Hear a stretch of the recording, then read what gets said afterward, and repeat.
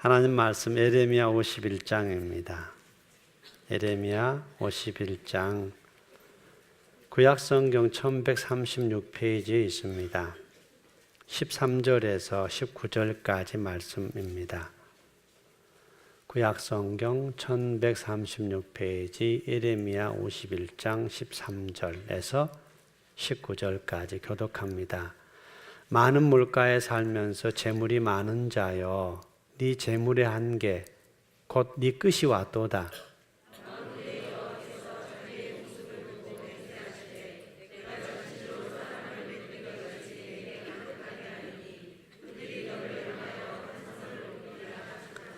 여호와께서 그의 능력으로 땅을 지으셨고 그의 지혜로 세계를 세우셨고 그의 명철로 하늘들을 펴셨으며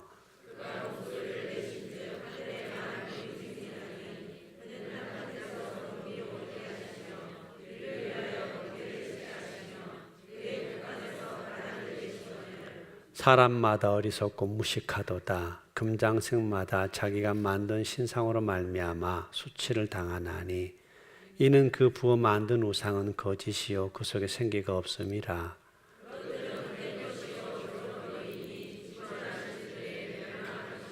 같이 읽습니다. 야곱의 분깃은 그와 같지 아니하시니 그는 만물을 지으신 분이요 이스라엘은 그의 소유인 지파라. 그의 이름 만군의 여호와시니라. 아멘. 저희 교회에서는 매일 성경이라는 것을 교회의 핵심 사역으로 가져가고 있습니다. 날마다 말씀을 조금씩이라도 읽으신다면 더 좋은 신앙을 할 수 있다는 확신 때문에 그렇습니다. 금년에 잘 못하셨던 분들은 내년에는 아예 신청하셔서 그냥 읽기만 하셔도 매일 성경 왼쪽 오른쪽 하루에 읽는 것 하면 5분쯤 걸릴 거예요. 읽기만 하더라도 신앙은 지금보다 갑절로 좋아질 겁니다. 내년에는 올해보다 더 좋은 신앙생활 합시다. 인사할까요? 어쩌다 신자 되지 말고 날마다 신자 됩시다. 지난 2월 24일쯤에 전 세계에서 가장 권위 있고 오래된 잡지 하나 있습니다. 영국에서 나온 이코노미스트라는 잡지입니다. 그 잡지에 한국의 한 부분을 보도했는데 한국 사람들이 사주를 보고 운세를 보는 시장이 어느 정도 되는가를 보도를 했습니다. 한국 사람들이 1년에 사주를 보거나 운세를 보거나 또는 무당이나 박수나 할 것을 찾아가서 내는 돈들이 약 4조 정도 된다 합니다. 4조. 우리나라 역술인의 숫자가 점을 쳐주거나 사주를 봐주거나 또는 무당을 하거나 하는 사람들의 숫자가 자그마치 그들의 기록에 의하면 약 30만 명쯤 됩니다. 엄청난 거예요. 보시면 2016년 통계인데 이런 한국 역술인 협회의 통계입니다. 역술인 20만 명, 무당 14만 명 이 정도, 이렇게 약 34만 정도. 이것은 정확하게 세금을 내는 사람, 그 정도 숫자입니다. 그런 반면에 교회는 14만 정도, 불교는 4만 정도, 천주교는 16,000 정도가 그 종교 안에 종사자 숫자인데 다 보태봐야 19만 정도인데 그 고백 한번 할까요? 올해 한번 점 한번 쳐보신 분? 아니 괜찮아요. 뭐 사주 한번 봐보신 분? 한 분도 안 계세요? 저만 봤군요. 저 어디 가니까 동그란 거에 100원 딱 넣으면 나오는 게 있더만요. 500원 넣은가? 더 봤더니 나왔더니 다 좋은 말만 써져 있더라고요. 자, 왜 이런 일이 생기는 걸까 하는 것은 한국 사람들이 물량주의 또는 개인주의, 업적주의, 경쟁주의, 권위주의 이런 것들을 찌들러 살다 보니까 여기에서 오는 불안감들이 있고 여기에서 오는 미래의 불투명들이 결국은 그런 것을 찾게 된다는 것입니다. 현대사회 병리 현상인 거죠. 저것이. 얼마 했으면 우리가 3만 달러가 된다고 하는데 국민소득이 그럼에도 불구하고 저 사회적 병리현상이 있는 이상 사람들이 쫓아가는 그런 사주를 보는 일이나 운세를 보는 일은 그치지 않을 것입니다. 만약에 저러한 것들이 교회 안으로 들어오게 되면 교회는 교회의 기능을 잃어갑니다. 근자의 큰 대형 교회들의 문제나 세습이든 또는 뭐 어떻든 이런 모든 문제들이 다 거의가 저 병리현상에서 일어난 일일 겁니다. 교회가 사회를 치유하고 사회를 위로하는 순기능을 벗어나서 사회의 병폐가 되어버리는 이런 일이 있어서는 안 될 터라 생각을 해봅니다. 사람들은 늘상 그래 왔었습니다. 초인적인 무엇을 숭배하고 신성하게 여겨서 그 힘을 빌려서 내 힘을 키우고 싶었던 거죠. 해결하고 싶은 거죠. 오랜 역사 동안에 불안, 죽음, 고민, 고통 이런 것들을 해결할 수 없는 거죠. 자유하고 싶은 거죠. 내가 가진 부와 재산이 있다면 이걸 좀 뺏기기 싫고 더 넓히고 싶은 거죠. 이 두 가지가 늘 맞물려 있어요. 불안과 미래에 대한 이런 것들. 아마 이것은 아주 오랜 원시 사회에서 지금 4차 산업혁명 떠나서 5차 산업혁명이 온다 할지라도 이 불안과 행복의 한계 극복을 갖고자 할 것입니다. 그래서 사라지지 않는 것은 여전히 병련상은 있을 것이고 거기에 따른 우상들은 존재하게 될 것입니다. 아시다시피 아주 원시사시대 때에는 동식물을 숭배하는 일이 있었습니다. 무생물도 숭배하는 시대가 있었고요. 지금도 존재하지만 절대적 존재와 사람 사이에 누군가 한가운데 연결해주는 무당, 무당이란 존재는 하늘과 땅을 이어주는 존재예요. 짝대기 두 개 쫙 긋고요. 무자를 쓸 때는요. 짝대기 두고 딱 가운데 딱 끄면 공자예요.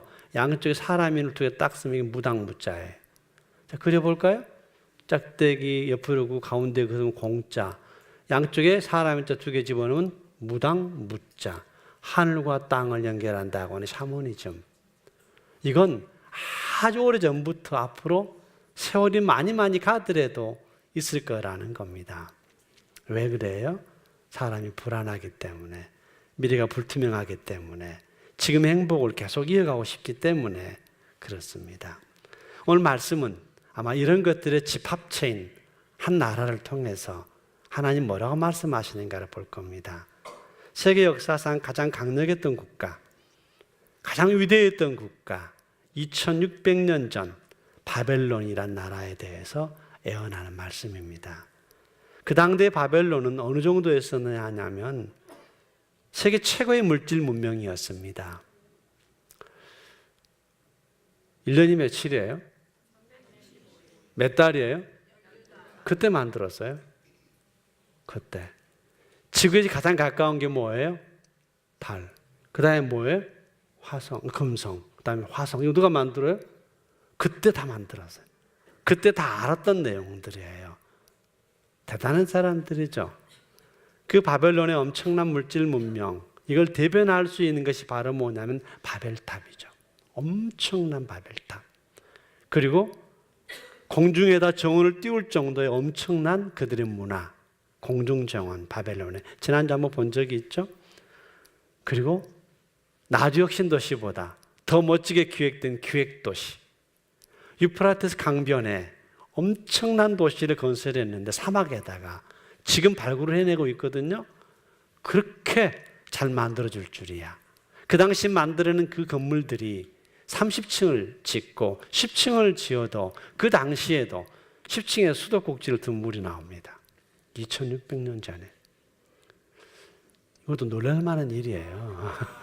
생각해보세요. 2600년이 어떻게 5층, 10층에서 물이 나오느냐고요. 30층 꼭대기에다가 화초를 기르고 나무를 길렀어요. 고기를 키우고 거기다가 물을 끌어올리는 거, 이런 재주들을 가지고 있던 나라가 바벨론이었었어요. 기획도시죠. 하수도가 있었어요. 여러분, 하수도가 있다는 건요, 대단한 일이거든요. 하수도가 뭔 줄 아세요? 상수도 아세요? 상수는 먹는 물, 하수는 버리는 물이에요. 먹는 물에 길이 있다는 것이고 버리는 물에 길이 있다는 말이 상수도, 하수도예요. 2600년 전 이게 있었다면은 그게 바벨론이에요. 당시에 최고의 군대를 가졌어요. 저본 적이 없는 거죠. 그들이 최고로 자랑하는 건 유프라테스 강입니다. 마르지 않는 강. 그 강변에 비옥한 농토, 풍족한 식량, 마르지 않는 강. 무너질 수가 없는 거죠. 여기에다가 엄청난 재물, 각 나라를 침략하면서 가져왔던 수많은 재물들이 차고 넘쳤으니까요. 그리고 해마다 내가 지배하는 모든 국가로부터 곡물이 들어와요. 다. 부족한 것이 아무것도 없었던 나라입니다. 우리는 그 나라를 꿈꾸지 않아요? 우리 생각에 그런 세계를 꿈꾸지 않는가요? 우리들은 말입니다. 전혀 부족하지 않는 세상, 철철 넘치는 세상, 그게 바벨론이었습니다. 말씀드린 것처럼 최고의 군대를 가지고 있었었고 용병까지 거느리고 있었습니다. 그런데 그 나라를 향해서 망한다고 하는 겁니다. 아직은 전혀 망할 기미가 전혀 보이지 않는데도 네 나라가 망할 거다. 아니, 왜? 망할 이유가 전혀 없는데. 그런데 그 말씀에 대해서 하나님께서 자기 목숨을 걸고 맹세하신다. 이렇게 써요. 하나님께서 자기 목숨을 걸고 맹세하신다. 이 바벨론은 망할 거다. 아니, 어떻게 망하는? 이렇게 할 수 있겠죠. 근데 그렇게 써요. 하나님께서 자기 목숨을 걸고 맹세하신다. 이 나라에 엄청난 메뚜기 떼 같은 군대가 와서 이 나라를 쓸어버릴 것이다. 라고요. 메뚜기 떼 2014년인가 해남에 메뚜기 떼 나가지고 박살난 적이 있죠. 자, 보시면 이 메뚜기입니다. 여러분, 메뚜기 알아요? 아니, 모르는 사람이 있더라고요. 현지 메뚜기 봤어요? 안 봤잖아요. 모르더라고요. 요즘에 아이들은 진짜 메뚜기도 몰라요. 메뚜기도. 메뚜기 유재석이는 알아요? 그건 아는 것 같아요. 메뚜기 유재석이는 아는데 메뚜기는 모르는 거예요. 이 메뚜기는 꼬먹기도 하는 거잖아요. 근데 메뚜기, 큰 메뚜기는요, 이 정도 해요. 엠벤에 가면. 강성일 집사님 중국 가니 메뚜기만 하던데. 메뚜기 이렇게 커요. 이런 메뚜기가 이렇게 달려드는 거예요. 벌떼? 이건 벌떼 정도가 아니죠. 메뚜기가 한 번 와서 곡식이든 나무든 풀이든 갉아먹는 소리는요, 어럭어럭어럭어럭 뭐가 전체가 굴러가는 것처럼 굴러간다고 그래요. 초토화가 돼버리는 거예요. 메뚜기 떼가 한번, 우리는 잘 못 알아듣지만 그들은 금방 알아들어요. 바벨론이 망할 거다. 메뚜기 떼처럼 군인들이 와서 이 나라를 망하게 해버릴 거라고 얘기합니다. 왜 바벨론이 하나님의 심판의 대상이 되었을까요?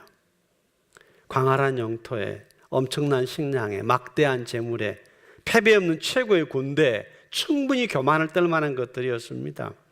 근데 오늘 말씀은 왜 망하는가 할 때 그 너희들이 자랑하고 있는 영토, 식량, 재물, 군대 이런 것들을 갖다 준다고 하는 것을 너희들이 믿고 있기 때문에 그 신, 너희들이 마르뚝이라는 그 신이 이걸 갖다 준다고 하기 때문에 신 때문에 너희가 망한다라고 얘기를 합니다.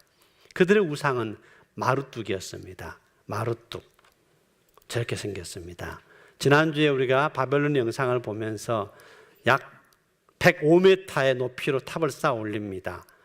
좌우 400m 기단으로 해서 쭉 채로 올라 꼭대기에 105m인데 지금 약 33층 정도의 높이입니다. 아파트. 그 높이까지 탑을 쌓아 올리고 그 꼭대기에 이 신상이 있습니다. 금으로 만든 마르뚝. 무슨 신이요? 마르뚝. 그들은 이 마르뚝의 신상을 자기가 점령하는 땅마다 가서 세워요. 우리 땅이라고. 여러분, 옛날 제가 처음 이 공부 배울 때 저희 교수님이 그러시더라고요. 한국 사람도 내 땅이 생기면 다 뭐부터 해요? 아니, 내 땅에 생기면 뭐부터 박냐고요? 말뚝부터 박는데 그 말뚝이 이 말뚝과 똑같다는 겁니다. 믿거나 말거나 저는 믿습니다. 그냥 그 교수님이 그러시더라고요. 마루뚜기 신이 실제로 우리 땅에도 있는 거다. 내 것이라 여겨지는 곳곳에는 이 신상을 세워놓고 이건 내 것 하는 이것이 말입니다. 이 신상 때문에 너희는 망할 거다 라고 말합니다. 왜냐하면 바벨론 사람들은 이 신이, 이 마루뚜기 우리에게 그 광활한 영토와 넉넉한 식량과 최고의 군대와 최고의 국가를 만들어 주었다가 믿고 그 신을 저 바벨탑을 쌓아놓고 꼭대기에 올려놓고 제일 꼭대기에 올려놓고 날마다 그 신상에 절을 하고 있으니까 그 신이 너희를 망하게 할 거다라고 얘기를 하는 겁니다. 말뚝은 그들이 생각하는 최고의 능력자였습니다. 최고의 지혜자였고 최고 명철자였거든요. 그 신이, 그리고 그 말뚝은 유프라테스 강을, 그 말뚝은 비오가 농토를 줄 수 있는 비와 구름과 바람을 거는 신이라고 믿었던 거예요. 그래서 그 신 앞에 모두가 다 그 말뚝 신 앞에서 제사를 드리고 예배했다 이 말이에요. 그런데 하나님 말씀하시기를 네 바벨론이 무너진 것은 잘못된 그 마루뚝을 섬기기 때문에 망할 거다라고 했습니다. 바벨론 땅은 황무지가 되어버릴 거다. 소돔과 고모라처럼 철저히 파괴될 거다.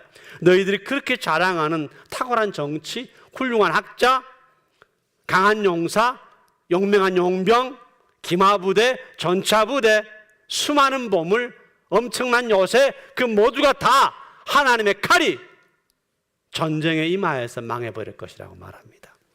그들은 세계 최고의 기마부대를 가지고 있었습니다. 기마, 말이죠. 기마부대를 거느리고 있다는 것이 얼마나 훌륭한 것인가 하는 1200년 때 몽고족은 전 세계를 쓸어갑니다. 기마족으로. 그보다 1800년 전 기마부대를 거느리는 나라가 바벨론입니다. 그 기마부대조차도 하나님의 칼에 의해서 전쟁에 의해 다 무너져 버릴 것이라고 얘기를 합니다. 그러니까 너희들이 신이 마루뚜기 그 영토를 주고 재물을 주고 그 물을 주고 식량을 주고 군대를 준다고 믿는다면 그 말뚝에게 빌어봐 이렇게 말하는 겁니다. 말뚝 때문에 망하니까 그 말뚝에게 빌어봐, 한번 빌어봐 라고 말입니다.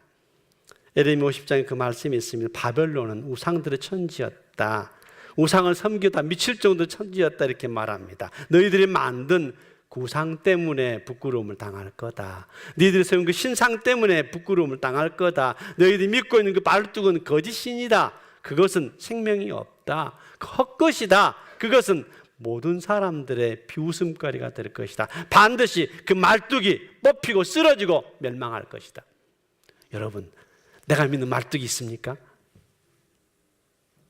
영미 씨는 돈. 내 말뚝은 돈.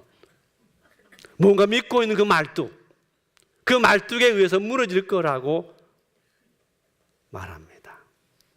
우상이 뭘까요? 우상은 사람들의 불안과 죽음, 고민과 고통 해결해주는 존재, 또는 내 재산의 보존이나 확대, 행복을 얻고자 할 때마다 만들어지는 사람의 유약함과 번영과 안전에 과대한 욕망들에 만든 허상인 거죠.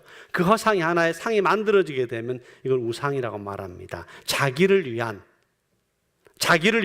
만든 신이죠.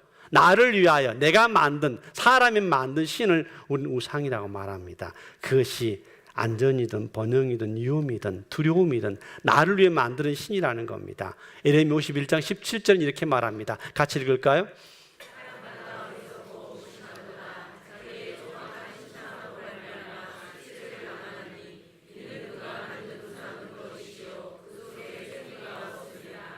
일찍이 하나님께서는 우상의 위험에 대해 정확하게 말씀을 하셨습니다. 신명기에 처음 이렇게 등장합니다. 같이 읽을까요? 두렵건대 스스로 부패하여 여기까지 두렵다. 처음 하나님께 자기 백성을 부르는 하시는 말 두렵다. 스스로 부패하여 자기를 위하여. 자, 뒤에는 놔두고요. 스스로 부패해서 자기를 위하여 읽을까요? 상을 새겨 만들되 남자의, 여자의, 짐승의, 새, 곤충의, 어족의 형상을 만들까 하노라. 스스로 부패해서 나를 위해서 썩은 내가, 썩어질 내가 나를 위해서, 썩어질 나를 위해서 형상을 만드는데 남자의, 여자의, 짐승의, 새, 곤충의, 어족의 어떤 형상을 만들까 싶다. 스스로 부패한다. 자기를 위해서 만든 형상이다. 저런 우상들은 어떤 특징을 가지고 있는가? 역시 성경에서 말합니다. 같이 읽을까요? 그들의 우상들은 은과 금이요 사람의 손으로 만든 것. 여기까지 놔두게요. 그들의 우상은 은과 금이요 영미의 우상은 은과 금이요 내 우상은 은과 금이요. 이것들을 위해서 만드는 우상 자체는 어떤 존재냐? 자, 여러분 뒤만 하시면 입이 있어도 아니 뒤에 입이 있어도 입이 있어도 너는 말하지 못하고 하셔. 입이 있어도 눈이 있어도 귀가 있어도 코가 있어도 손이 있어도 내밀지 못하고 발이 있어도 걷지 못하느니라. 뭐가로? 우상입니다. 입이 있는데 말하지 못해요. 귀가 있는데 듣지 못해요. 눈이 있는데 보지 못해요. 손이 있지만 내밀지를 못해요. 발이 있지만 걷지를 못하는 게 우상이에요. 이건 우상. 그 뒤에 말은 더 중요하게 나와 있어요. 같이 볼까요? 우상들을 만드는 자들과 그를 의지하는 자는 다 그와 같으리로다. 저 우상을 의지한다면 만든 자나 의지하는 자나 똑같이 눈이 있어도 못 보고 귀가 있어도 못 듣고 입이 있어도 말하지 못하고 이런 존재가 된다는 거예요. 나라는 존재 한번 생각해 보세요. 내가 믿고 있는 것 때문에 내 자신 스스로가 눈과 귀와 눈이 닫혀가는 겁니다. 저 하나님께서는 자기 백성을 부르실 때 명확하게 말씀을 하세요. 너를 위하여 우상을 만들지 마라. 하늘에 있는 땅에 있는 물속에 있는 어떤 형상도 만들지 마라. 그것들에게 절하지 마라. 그것들에게 섬기지 마라. 나 여호와는 질투하는 하나님이라. 나에게 죄를 짓고 미워하는 자에게, 즉 우상을 만드는 자에게, 우상을 섬기는 자에게, 우상에 절하는 자는 내 원수다. 내가 질투하는 자다. 그런 너에게 죄 짓는다. 내가 미워한다는 그 말이에요. 우상 숭배하는 자들은 너만이 아니라 3대 4대 이르기까지 벌을 내릴 것이니라. 10계명의 두 번째 계명에 나온 말씀입니다. 저 부분은 같이 읽을까요? 너를 위하여 새긴 우상을 만들지 마라. 하늘에 있는 땅에 있는 물속에 있는 어떤 형상도 만들지 마라. 그것들에게 절하지 마라. 섬기지 마라. 나 여호와는 질투하는 하나님이라. 나에게 죄를 짓고 미워하는 자에게 3대 4대까지 벌을 내릴 것이니라. 우상을 섬기는 것은 나에게 죄 짓는 일이고 나를 미워하는 일이라고 하나님 말씀하시기를. 그래서 내가 3대 4대 이르기까지 벌을 내릴 거라고 말씀하고 계시는 겁니다. 하나님 앞에 큰 죄라는 거죠. 그러면 하나님은 어떤 분이신가 도대체? 이걸 오늘 성경 말씀이 정확하게 이야기를 하십니다. 나 여호와는 능력으로 땅을, 지혜로 세계를, 지식으로 하늘을 펼쳤다. 나 여호와는 하늘의 물을, 땅의 안개를, 땅의 비를, 땅의 바람을 보내는 존재다. 자, 들은 이야기죠? 비, 바람, 구름을 거느리는 존재가 말뚝이 아니라 누구다? 나다. 온 세상의 능력과 지혜와 지식을 가진 자가 말뚝이 아니라 누구다? 나다. 내가 이 세상을 지을 때 능력으로 땅을 지었고 지혜로 세계를 지었고 지식으로 하늘을 펼쳤다. 나 여호와다. 너희들이 그렇게 말하는 비, 바람, 구름이 내게 있다 하는 것이었습니다. 내가 곧 창조주이다. 너희 말뚝, 마루뚝이 비롯하라. 그 마루뚝 신이 너희를 구원하기는커녕 너희가 믿고 있는 그 마루뚝은 반드시 무너진다, 부서진다, 뽑힌다 라고 말하는 겁니다. 지금 이 예언은 바벨론이 튼튼할 때입니다. 무너질 일이 전혀 없을 때입니다. 아주 튼튼할 때, 전혀 걱정이 없을 때 이 예언이 주어집니다. 쓰러진다, 무너진다, 망한다. 여러분 지금 나의 생각은 어떻습니까? 여러분의 삶은 건강하죠? 튼튼하죠? 무너질 일 없죠? 계속 돈 벌리고 있죠? 막 돈 들어오고 있죠? 계속 벌릴 거죠 앞으로도? 그런데 말씀하시니 너 망한다고 하네요? 망한대요. 아니 내가 왜 망해요? 네가 믿고 있는 게 뭐냐? 네가 믿고 있는 게 내가 아니라 네가 믿고 있는 것들은 내 아니 다른 것에 말뚝이가 있다면 그 말뚝을 내가 뽑아버릴 것이다. 이렇게 말씀하시는 거예요. 내가 온 땅과 온 세계를 세우고 무너뜨린다. 진정한 신은 나 여호와다. 국가의 흥망성쇠가 내 손에 달려있거늘 하물며 사람들의 운명은 어찌하겠는가 말씀하십니다. 내가 너를 내 백성으로 삼았다. 내 병기수로 삼았다. 그럼 어떻게 하라고요? 라고 할 때 시편 115편 이렇게 말합니다. 자, 크게 읽읍시다. 여호와를 의지하라. 그는 너희의 도움이시요 방패시로다. 높은 사람이나 낮은 사람이나 여호와를 경외하는 자들에게 복을 주시리로다. 너희와 너희 자손을 더욱 번창하게 하시길 원하노라. 너희는 천지를 지으신 여호와께 복을 받는 자로다. 하나님을 의지해라. 하나님이 너의 도움이다. 너의 방패가 될 거다. 나를 경외하는 자에게는 복을 줄 거다. 너희들이 그렇게 염려한 너희의 미래, 너희 자손에 이르기까지 더욱 번창하게 내가 복을 줄 것이다. 나다. 다른 데 가서 말뚝박지 말고 내게 나를 도움 삼고 나를 방패 삼아라. 나를 경외하는 자에게는 이 같은 복을 줄 뿐만 아니라 네가 그렇게 염려하는 너와 네 자녀에 이르기까지 내가 너를 번창하게 할 것이다. 아멘. 그런데 왜 나를 두고 딴전을 피우느냐? 왜 나를 뒷전에 밀어두느냐? 네 생각이, 네 주장이 사람들의 말과 행위를 근거로 해서 나보다 사람들의 행위와 말을 네 생각과 네 주장을 나보다 먼저 앞에 둔다면 되겠느냐? 예레미야 10장 10절은 그렇게 말합니다. 여호와만이 참신 살아계신 하나님이시다. 같이 읽을까요? 여호와만이 참신 살아계신 하나님이시다. 올 1년 우리는 내 시간과 내 마음과 내 돈을, 내 행위를 어디에 기준을 두고 살았을까요? 불안이 있었을 때 하나님 말씀과 신앙을 찾았을까요? 심각한 고민과 고통이 있을 때 하나님께 나아왔을까요? 내 주어진 부와 재산의 보존과 안녕을 위해서 하나님을 찾았을까요? 내 아이들의 미래와 내 자녀의 미래, 나의 미래를 위해서 하나님을 찾았을까요? 어떻습니까? 무엇을 찾았습니까? 여러분들이 찾은 것이 말뚝입니다. 하나님을 찾지 않았더라면 말입니다. 열심히 살았습니다. 죄 안 짓고 살았습니다. 그런데 돈과 성공을 따라 살았다라면 그 또한 우상을 따른 것이 아닐까 합니다. 너희들이 추구하는 복을 받은 것이 아니라 내가 질투해서 너와 네 자손에 이르기까지 벌을 내릴 거란 경고를 들읍시다. 열심히 일하는 거 좋습니다. 죄 안 짓고 사는 거 좋습니다. 방향이 달라지면, 믿고 있는 게 달라지면 내가 사는 내 세상만 망하는 게 아니라 내 아이 세상까지 망친다는 것 좀은 기억해 두셔야 할 것입니다. 오늘날 내가 나의 의지대로, 내 욕구대로, 나의 지지대로 나를 지지해 줄 신을 찾는다면, 그런 의도로 교회를 나온다면, 하나님을 찾는다면 하나님 믿는 것조차도 마루뚝 우상이 될 것입니다. 하나님 믿는다고 교회에 나오고 예배 드리는데 그분이 말씀하시는 것을 듣지 않는다? 내가 말씀드리는데 그분이 듣지 않는다? 내가 나쁜 짓 하는데 그분이 아무 말씀 안 하신다? 내가 손을 내밀어주는 그분이 나를 손잡아 주지 않는다? 우상이 되어 있는 거죠, 이미. 누가요? 교회는 나오는데 하나님이 진짜 하나님이 아니라 다른 마루뚝이 되어 있는 겁니다.